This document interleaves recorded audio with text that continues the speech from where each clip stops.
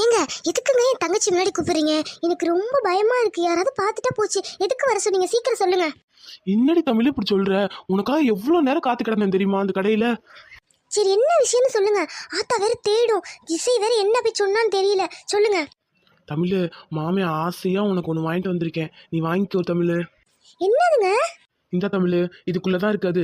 இதை தான் நாளைக்கு திருவிழாக்கு நீ கட்டிட்டு வரணும் மாமாக்காக. ப்ளீஸ் தமிழ். என்னங்க, துணியா?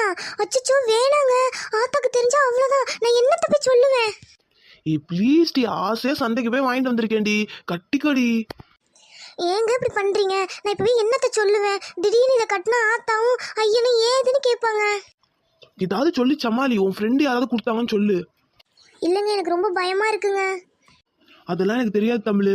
இந்த மாமனை பிடிக்கும் தான் நாளைக்கு இதை தான் நீ உடுத்திட்டு திருவிழாக்கு வரணும். இல்லைன்னா அந்த மாமன் திருவிழாக்கு சைடே வரமாட்டேன், அப்படிதான் சொல்லுவேன்.